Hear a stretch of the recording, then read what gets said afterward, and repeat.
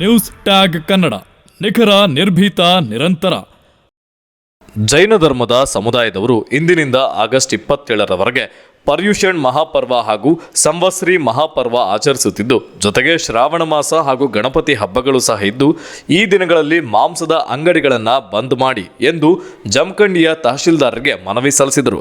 ಕೊನೆ ಪಕ್ಷ ಆಗಸ್ಟ್ 27ರಂದು ಒಂದು ದಿನದ ಮಟ್ಟಿಗಾದರೂ ಮಾಂಸದ ಅಂಗಡಿಗಳನ್ನು ಬಂದ್ ಮಾಡಿ ನಮ್ಮ ಉತ್ಸವಗಳನ್ನು ಆಚರಿಸಲಿಕ್ಕೆ ಅನುವು ಮಾಡಿಕೊಡಿ ಎಂದು ಕೇಳಿಕೊಂಡರು.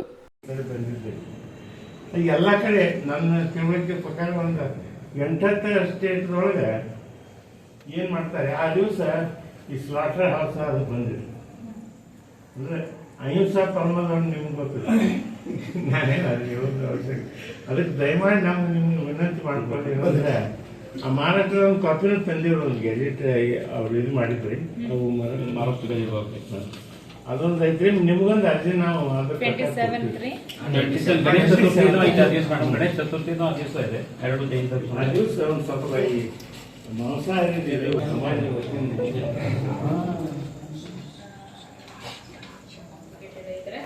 ಕಾಂಪ್ಲಿಕೇಟೆಡ್ ಏನಿಲ್ಲ. ನಾವು ಹಂಗೆ ಬಾಯಿಗೆ ಹೇಳ್ತಿರ್ತೀವಿ. ಈಗ ನೀವು ಏನು ಮಾಡೋದು,